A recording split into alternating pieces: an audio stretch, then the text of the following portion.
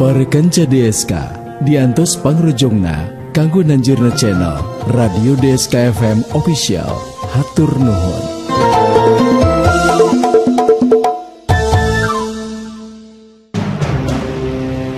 Sirawing nitis, sirawing nitis.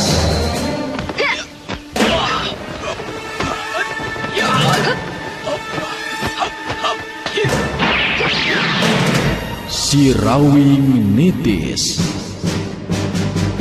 Dongeng Sunda Roman Silat nu ngajujut lagu mapai rundayan carita kahirupan turunan Jawara kakoncara jujulukna Sirawing.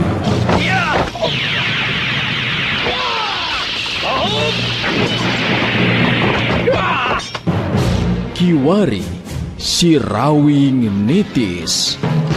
Lambaran lalakon kahirupan anak Jawara kahot nu tandang makalangan taya karingrang neruskeun tapak lacak menjadi bapa tutulung ke batur tatalang ke sesama demi ngahontal cita-cita nu sayanti. Sirawing nitis.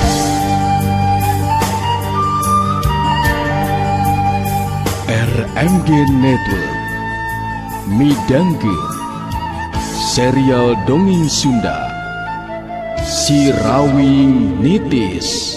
Sirawing nitis. Hampir pasir nolong kawin taya jawan bisa disorang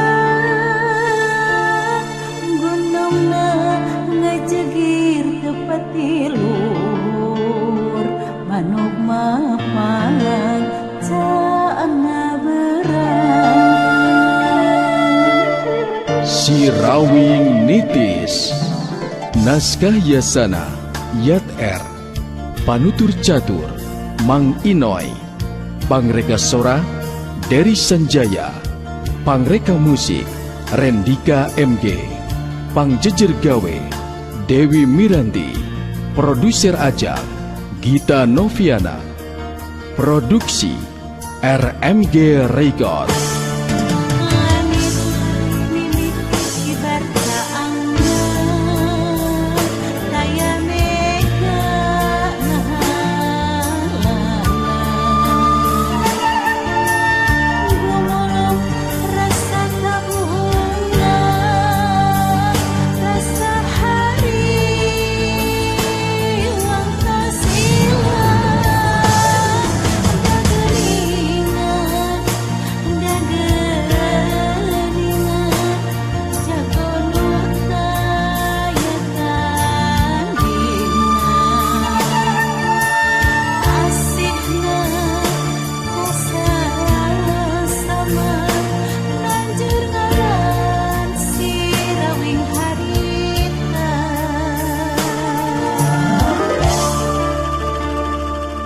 Para kanca sadaya nyanggakeun Sirawing nitis.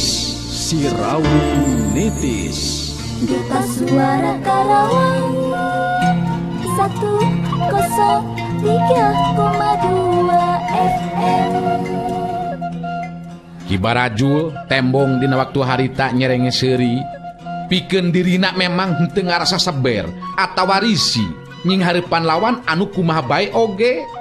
Ilmu weduk banyu ejeng aji pandawasa mangrupa dua ilmu andelanana anu dina lambaran kahirupanana can kungsi panggih ejeng lawan anu mampu ngimbangan kakuatan ejeng ilmuna.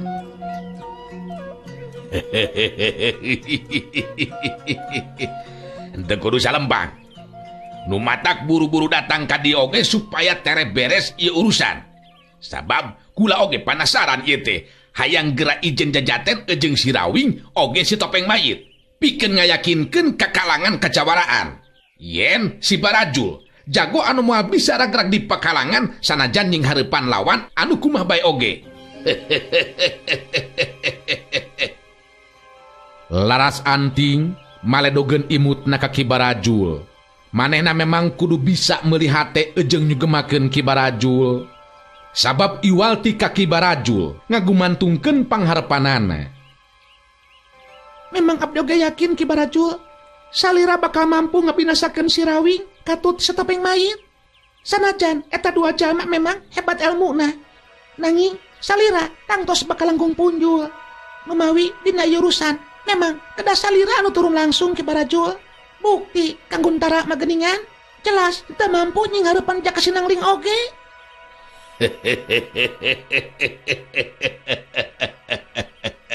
Henteu kudu aneh geulis. Sabab Guntara memang can nyangking sakabe ajen pangarti kula. Masih kena butuh waktu upama hayang ngayakinkeun ilmu kula sapinuhna. Can ayana naonan atuh da Guntara mah. Tah jadi meureunannya kula kapaksa kudu cicing saheulaanan mah nya di dieu, di ieu patempatan. Bari ngadagoan datangna si Rawing oge si topeng mayit meureunannya. Laras kitu Ki Barajul, margi upami tos aya salira di dieu mah, upami sawaktu-waktu aya anu datang, nah si topeng mayit atawa si Rawing, keur abdi oge sakurnu aya di dieu, teu ngaraos salempang deui. Bilih salira prayogi naon bae, atanapi aya kapalai, tiasa nyarios ka Ciarum. Laras Anting ngareret ka Dewi Angrum, anu direret ungeuk bari imut, neuteup ka Ki Barajul terus nyarita. Laras Ki Barajul, kantul nyarios be ka abdinya upami teh mah salira aya kapalai atanapi prayogi naon bae. Tos sakedahna upami salira salami aya di dieu dihormat sakumaha mistina. Margi upami teh mah janten kanyataan salira tiasa ngarengsikeun pancen da ieu tempat sareng pangeusina teh panginten janten milik salira.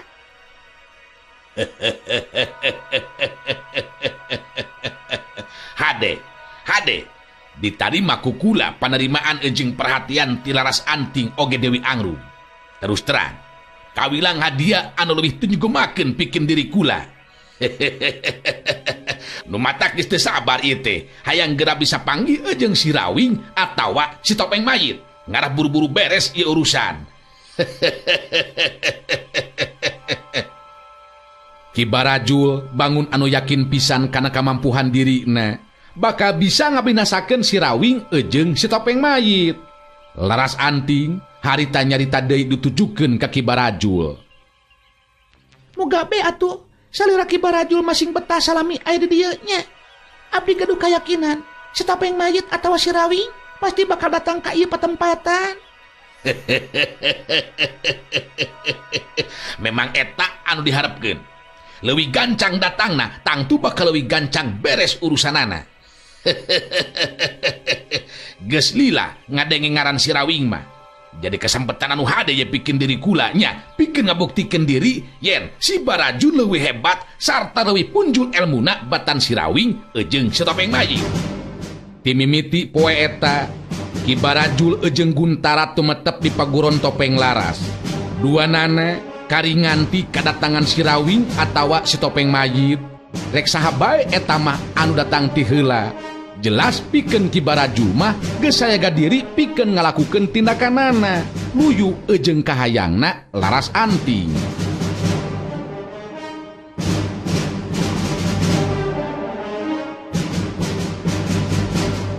Sedengkeun Laras Anting jeung Dewi Angrum jadi tenang ayeuna mah hatena. Sabab Ki Barajul anu diandalkeun ku maranehna duaan geus aya di dinya. Moal make kudu salempang upama teh mah aya si topeng mayit datang ka eta patempatan. Ki Barajul bener-bener dihormat teu beda ti ka tamu agung. Itu teh mah lantaran memang hayang nyugemakeun hate Ki Barajul sangkan ulah kuciwa hatena. Anu akhirna bisa gagal karep jeung pemaksudan Laras Anting henteu jadi kanyataan.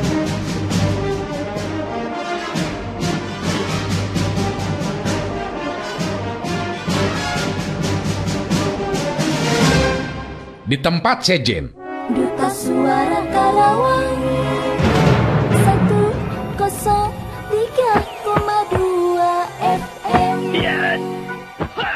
dina waktu harita Mbah Camati Sakti seperti biasa keur ngalatih jurus ka Aji Sutra anu jadi muridna. Leungeun Aji Sutra tetela geus cager diubaran ku Mbah Camati Sakti. Bagja pikeun Aji Sutra Sabab bisa dilatih langsung ku Mbah Camati Sakti anu boga tekad hayang ngawariskeun ajen pangartina ka Aji Sutra anu jadi murid tunggalna, anu bakal ngawaris sakabeh ajen pangartina sarta bakal neruskeun lambaran lalakon kahirupan Mbah Camati Sakti mangsa tandang makalangan di dunia kajawaraan. Sabab di mana Aji Sutra makalangan, tangtu ngaran Mbah Camati Sakti salaku anu jadi guruna bakal kababawa. Sanajan nepikeun ka engke ukur tinggal ngaran. Mbah Camati Sakti oge tetela memang gede pisan perhatian anak kanu jadi muridna. Di mana Aji Sutra nyieun kasalahan dina ngalakukeun latihan, langsung harita kene dibenerkeun.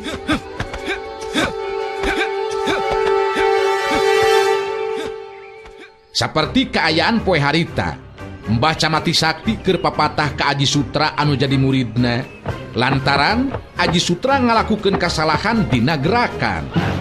Dina keayaan keur kitu ngadadak aya sora anu nyarita.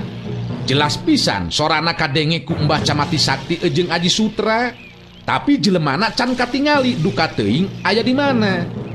Anu jadi kaget keur eta dua jalma sabab apal yen eta anu nyarita teh tayalian si Topeng Mayit.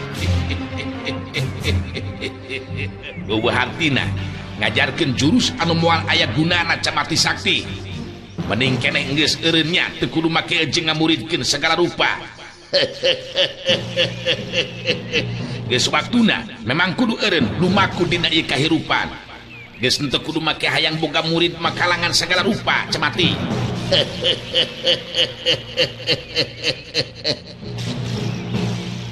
Ngageter hate Mbah Camati Sakti ngadenge sora si Topeng Mayit seperti kitu. Geus puguh Aji Sutra mah. Ngageterna hate Mbah Camati Sakti sabab sanajan kakara ukur ngadenge sorana bari can katingali jirim jalmana.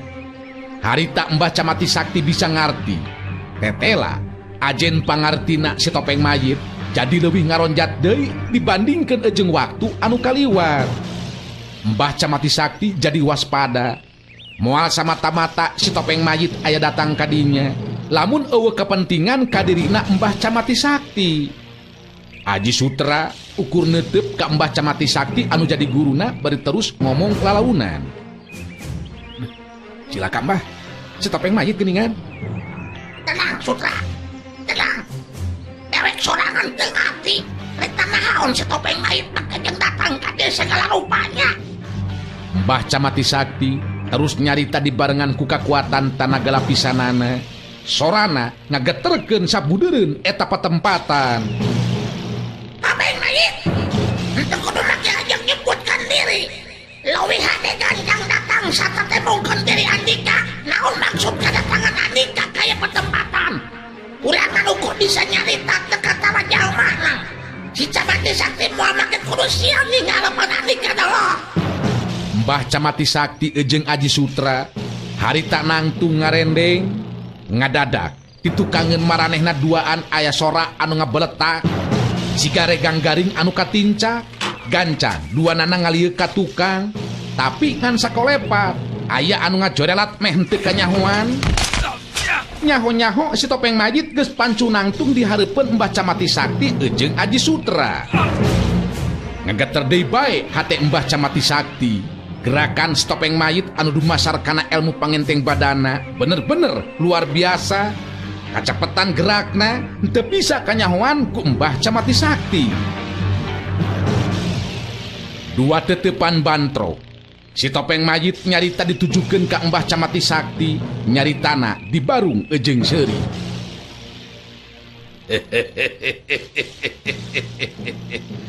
Camati Sakti, dewek ayeuna datang ka dieu lantaran rek balutungan males pati ka maneh Camati Sakti. Lantaran geus lancang ngabinasakeun Nyai Windu Aspari. Kalti.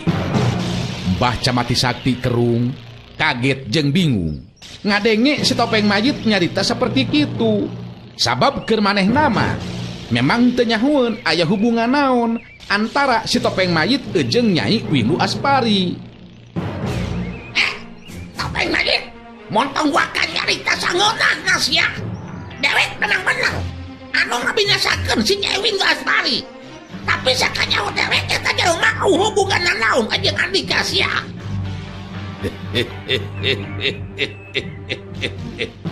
Salah, Camati Sakti. Nyai Windu Aspari kawilang deket hubungan anak ejeng dewek. Ku ayana kitu, utang pati kudu dibayar pati, Camati. Lumatak gera saya diri pikeun narima balitungan. Bisa bebas tina hukuman dewek. Lamun maneh bisa ngahirupkeun deui Nyai Windu Aspari anu geus dikubur. Tapi dewek boga kayakinan maneh moal mampu ngahirupan jalma anu geus dikubur. Sikap ejeng caritaan si topeng mayit anu seperti kitu jelas mangrupa panghinaan pikeun Mbah Camati Sakti. Komo kangaranan kudu ngahirupan deui jalma anu geus dikubur mah. Mbah Camati Sakti sanajan geus kahudang nafsuna tapi henteu wani ngalakukeun tindakan anu sambarangan. Manehna boga kayakinan ajen pangarti setopeng mayit geus leuwih ngarojat hebat upama dibandingkeun jeung waktu keur Mbah Camati Sakti diuji pangartina ku si topeng mayit. Nu matak dirina kudu bener-bener ati-ati upama tea mah nepikeun ka kudu ijen jajaten ejeng si topeng mayit.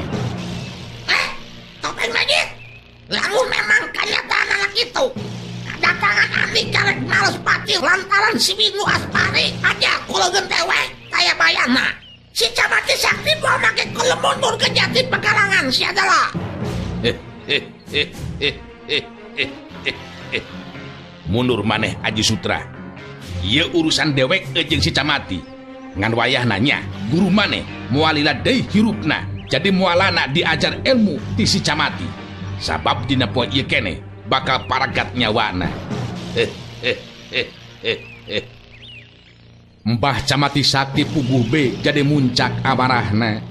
Caritaan si topeng mayit anu seperti kitu jelas geus teu ningali sabelah mata deui ka dirina.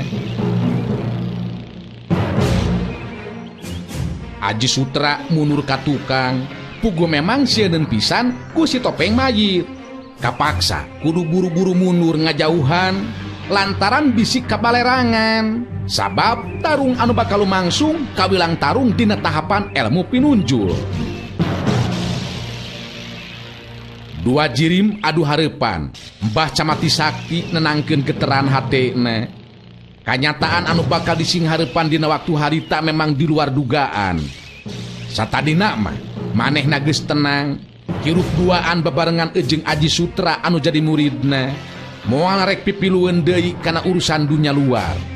Si topeng mayit seuri semu anu sinis bangun anu yakin pisan dirina bakal mampu ngebinasakeun Mbah Camati Sakti.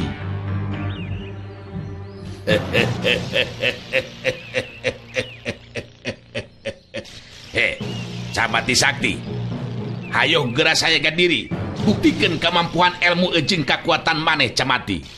Dewek memang geus moal mere diampun ka jalma anu geus kumawani ngabinasakeun ka Nyai Windu Aspari. Hayo sia, geura maju. Keur Mbah Camati Sakti memang geus eueuh deui pilihan sejen, kajaba kudu nying hareupan eta kanyataan. Ngan jelas dirina kudu bener-bener waspada pinuh itungan. Kaayaan si topeng mayit ayeuna geus leuwih ngaronjatkeun deui ajen pangartina. Srok. Mbah Camati Sakti ngawangun pasangan, netep kasih topeng mayit bari terus nyarita. Montong sombong maneh topeng mayit. Urang buktikan tak bisa jadi kenyataan atau buatan omongan lain dina waktu ayeuna sia. Tadak jawab ya.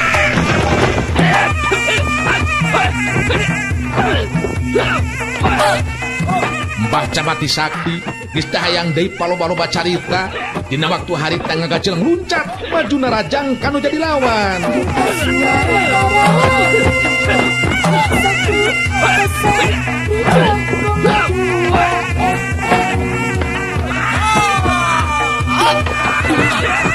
Lantaran lawan anu dising hareupan teh si topeng mayit. Mbah Camati Sakti jelas teu setengah-setengah deui dina ngalakukeun panarajangna kanu jadi lawan.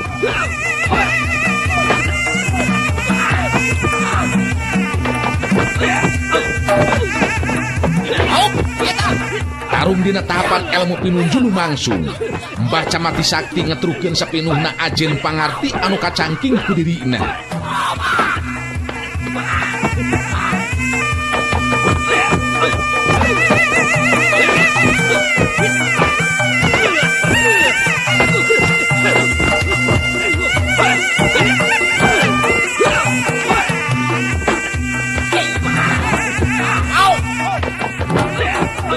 Sedangkan si topeng mayit memang tibeda ti kalangkang setan. Daya panarajang na Mbah Camati Sakti susah na keranan bisa nembus karena sasaran. Ya jadikan Mbah Camati Sakti ripuh oge. Sabab jelas kecepatan gerak si topeng mayit leuwih punjul.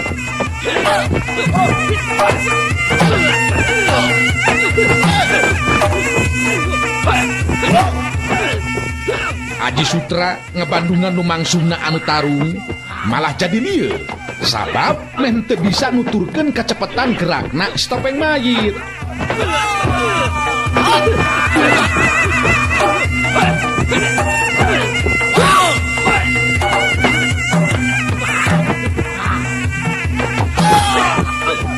Mbah Camati Sakti nguras tanaga ejeng pangartina hayang bisa ngarubuhkeun anu jadi lawan.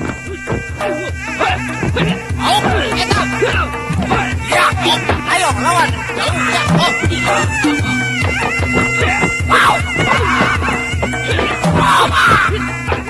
Dina hiji kesempatan bantrokan kekuatan tanaga lapisan ngaliwatan lengan masing-masing geus teu bisa disingkahan deui. Kadenge sora anu tinggal reduk muh linu kadengena.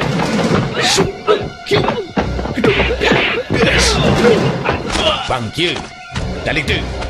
Hega Mbah Camati Sakti ngabangkieu ngunur ka tukang kadorong ku kekuatan tanaga lawan. Mbah Camati Sakti mancukeun deui tangtunganana bari ngahegak ngatur napasna. Nguringis nyengir nahan ka nyeri sabab sepasang leungeunna anu bantrok kekuatan jeung leungeun si topeng mayit nyeri linu anu lain dikieuna bangun hese rek digerakeun. Ijiran Mbah Camati Sakti tetela jadi kanyataan. Ajen pangarti si topeng mayit memang geus leuwih ngaronjak. Tanaga lapisan ejeng ilmu pangenteng badan si topeng mayit nyata memang leuwih hebat lamun dibandingkeun ejeng dina waktu anu katukang.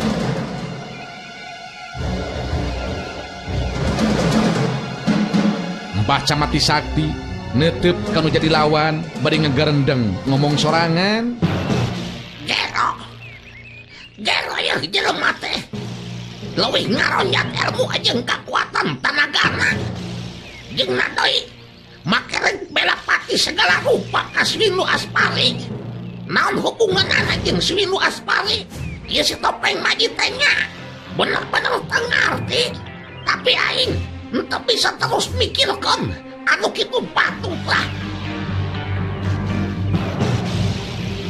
Si topeng mayit tembong dina waktu harita seuri bari terus nyarita ka Mbah Camati Sakti. Hayo, rek kumaha ayeuna maneh Camati Sakti? Masih keneh mampu neruskeun lumakuna ieu tarung?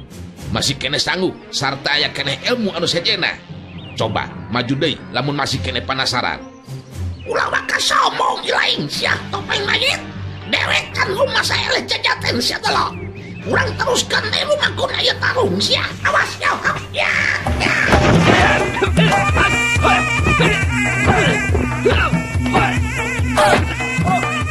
Mbah Camati Sakti sigana bae masih keneh panasaran. Manehna dina waktu harita ngajoralat deui runcat maju ngarajang.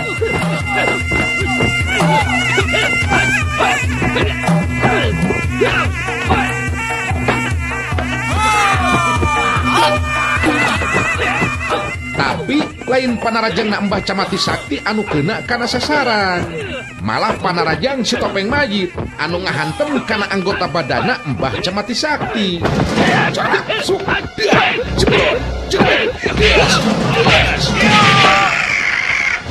Jengkang gebuk. Mbah Camati Sakti rubuh ngabebengkang maring lemah. Gancang ngonel di hudang bari mancukeun deui tangtunganana. Duta Suara Karawang 103,2 FM. Si topeng mayit tembong dina waktu harita ngalenggak seuri. Manehna boga kayakinan Mbah Camati Sakti anu jadi lawan moal mampu ngimpangan ilmu ejeng kakuatan manehanana.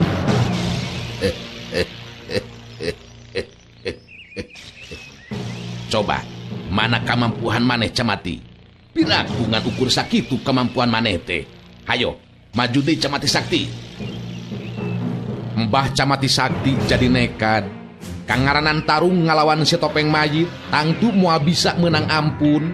Numata eueuh deui jalan kajabati kudu ngadu jiwa metakeun kekuatan ilmu pamungkas pikeun mungkas lumakuna tarung dina waktu harita. Mungkin jalan apa? Memang eueuh deui jalan. Kajabati kudu ngagunakeun ilmu pamungkas pikeun mungkas lumakuna ieu tarung. Mun goreng nasi woi emang rupa panungtugan pikeun diri aing. Mbah Camati Sakti ngawangun pasangan dina jurus pamungkasna, musirkeun kakuatan tanaga lapisan sapinuhna.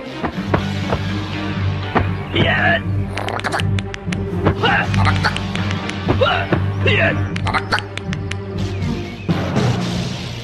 Tulang-tulang leungeun ejeng urat-urat dina leungeunna. Dina waktu harita kadenge disarada ting tarak-tak nandakeun Mbah Camati Sakti musirkeun kakuatan tanaga lapisan sapinuhna. Ngageleter sapasang leungeun Mbah Camati Sakti ningali kaayaan lawan anu seperti kitu. Si Topeng Mayit bangun anu geus ngarti yen lawan nekat rek ngadu jiwa ku cara ngagunakeun ilmu pamungkasna.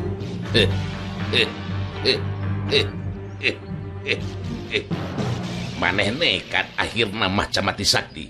Memang geus eueuh jalan sejen sarta geus eueuh deui ampun keur jalma saperti ilai. Bener, gunakeun ilmu pamungkas pikeun nganggeuskeun lumakuna ieu tarung.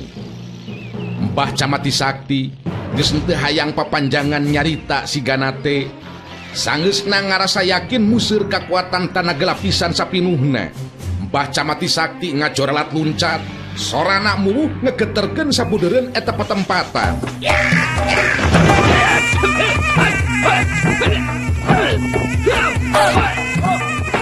Aji Sutra anu ngabandungan lumakuna tarung hatena jadi keketegan. Inglis anu jadi guruna henteu mampu ngungkulan anu jadi lawan, anu akhirna binasa ku leungeunna si Topeng Mayit.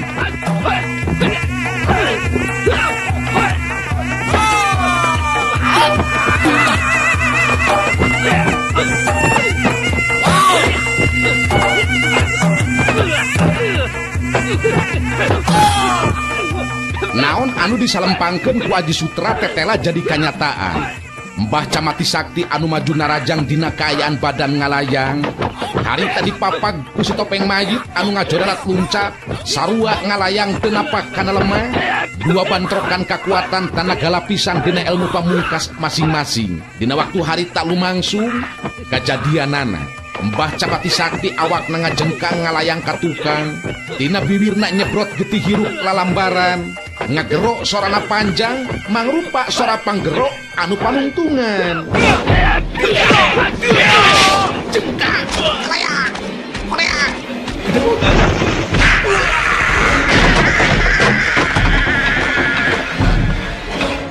Mbah Camati Sakti sapasang panona jadi mundelik katingali bobodasna bungkul. Dina sela-sela juru bibirna ngalai getih anu masih keneh haneut teu eureun-eureun. Karajat. Suku Mbah Camati Sakti kekerajetan anu saterusna cicing pikeun salilana. Ngageleter hate Aji Sutra ningali kana kanyataan anu lumaku dina waktu harita. Guruna nyata Mbah Camati Sakti tetela henteu mampu ngungkulan ajen pangartina si Topeng Mayit. Si Topeng Mayit ngareret kalebah Aji Sutra anu ngajanteng nangtung bari ningali kalebah Mbah Camati Sakti anu geus jadi banusan.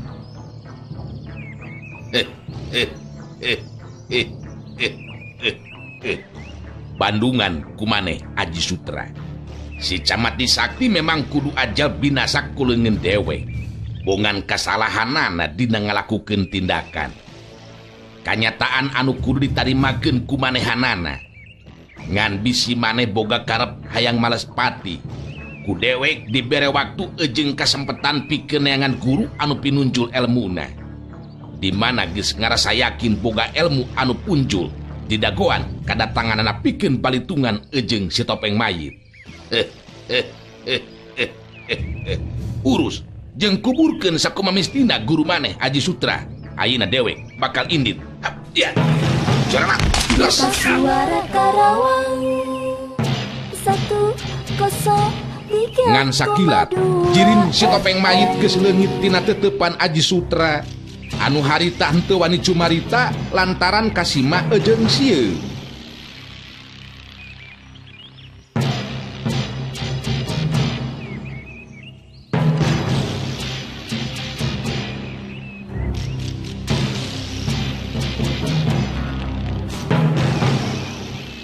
Aji Sutra terus lempang leuleus taya tanagaan lengka sukuna terus deku gigireun layon Mbah Camati Sakti anu jadi guruna.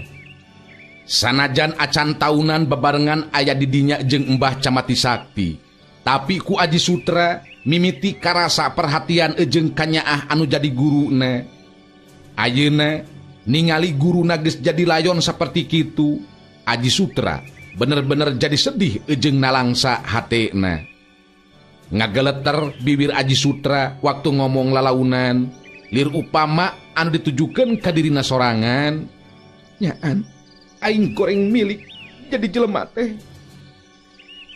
Mbah, urang can lila rerejengan bebarengan di ieu petempatan. Tapi perhatian jeung kanyaah ti Mbah mimiti karasa kukuring. Ngan hanjakal geningan bet kala kaki akhirna. Si topeng mayit memang hebat ilmuna, tapi manehna bener-bener kejem ejeng telenges teu mere ampun kanu jadi lawan. Mbah, kuring janji pikeun neangan guru anu punjul ilmuna. Kudu aing kudu bisa males pati, males kanyeri ka si topeng mayit. Hutang pati kudu dibayar pati. Aya anu beus base ejeng semu panas karasana ku Aji Sutra. Waktu cimata anu ngandung kasedih ejeng kaambek marengan kana ring hapanapasna. Aya anu ngagolak dina jero dada Aji Sutra, ngagolakna nafsu ejeng rasa kasedih ku ajalna nu jadi guru pabaur ngajadi hiji. Kanyataan anu karandapan dina waktu harita bener-bener pait ejeng peuheur karasana ku Aji Sutra. Inget deui kana caritaan Mbah Camati Sakti anu jadi guruna. Aji Sutra jadi inget ka Guha Sanca Bodas, mangrupa tempat anu kudu dipake olah tapa pikeun ngayakinkeun ilmu weduk banyu ejeng Aji Bandawasa. Aji Sutra nyusutan getih anu ngalai tina sela-sela juru bibirna Mbah Camati Sakti anu geus jadi layon. Mbah Guru, pileleyan. Ketenangan hirup urang duaan, kebahagiaan urang, tetela geningan aya anu ngaruksak. Mbah, kuring Aji Sutra janji kudu bisa balitungan males pati ejeng kanyeri ka si topeng mayit anu geus ngancurkeun kahirupan urang duaan, Mbah. Aji Sutra sababaraha kali narik napas panjang hayang ngalepaskeun Bang Balu ejeng rasa kanalangsaan dina jero hatena. Layon Mbah Camati Sakti saterusna dipulasara ku Aji Sutra. Anu saterusna ku Aji Sutra dikuburkeun di lahan sabudeureun eta patempatan.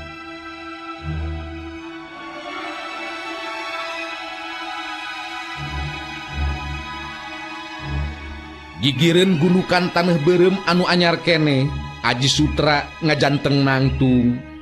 Bet asa berat rek ninggalkeun eta patempatan. Ngan akhirna tekad Aji Sutra jadi gilig pikeun datang ka Guha Sanca Bodas geusan olah tapa ngayakinkeun ilmu weduk banyu ejeng Aji Bandawasa. Dirina geus nekad aya paribasa kop badak kop maung. Mbah, ayeuna kuring miang ye rek nekad we ka Guha Sanca Bodas supaya bisa males pati ka si topeng mayit, Mbah. Upama geus hasil ngayakinkeun ilmu weduk banyu ejeng Aji Bandawasa sakumaha anu dijelaskeun ku Mbah Tea, kuring janji bakal males pati ka si topeng mayit. Pileleyan, Mbah. Aji Sutra saterusna indit ninggalkeun eta patempatan anu acan lila dipake cicing babarengan ejeng Mbah Camati Sakti anu jadi guruna.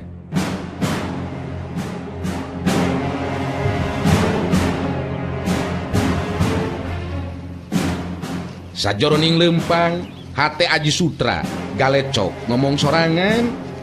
Geus kieu mah eueuh deui jalan ka Jabati aing kudu nekat. Leuwih hade lakon tapa di guha Sanca Bodas aing. Rek dihakan badak, dicapuk maung paribasana. Aing geus moal sieun. Nu penting kan nyeri hate aing ku si topeng mayit kudu bisa dibales. Manehna anu geus ngancurkeun segala rupana kahirupan aing.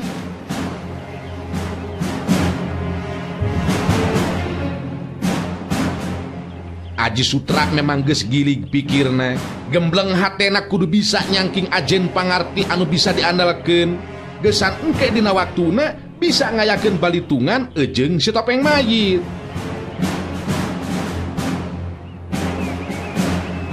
Geus kitu be meureunnan dikersakeunana. Aji Sutra anu keur lumampah rek ka guha Sanca Bodas. Bet diparengkeun panggih pasarandog di jalan ejeung Jaka Sinangling anu rek balik ka Pilemburan sanggeusna datang ka guha Legok Panamping. Tetela si Rawing anu jadi bapana Suwung teu nyampak di guha Legok Panamping. Duta Suara Karawang 103,2 FM.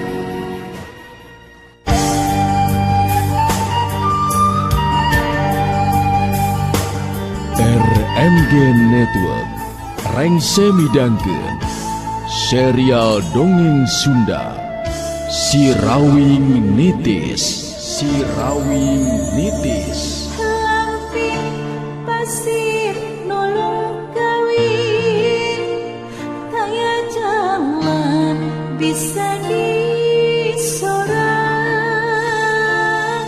Gunungna ngajegir tepat tilur, manuk mapang caang berang.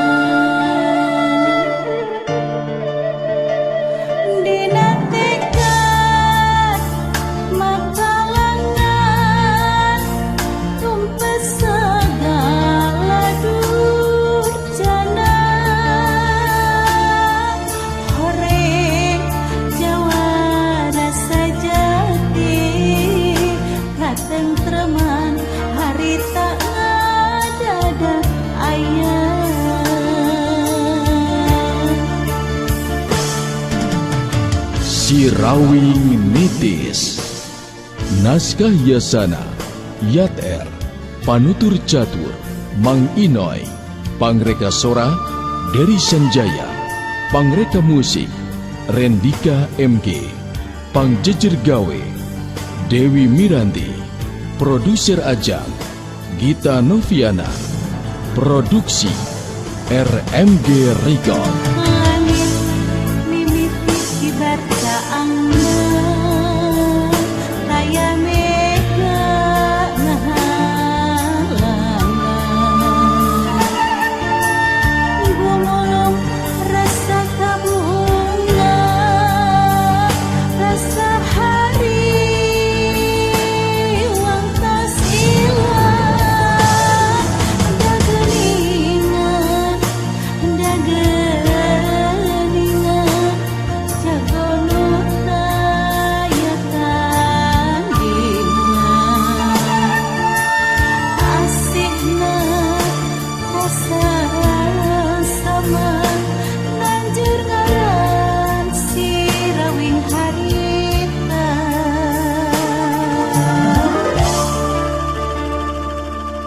Para kanca sadaya, wilujeng kantun.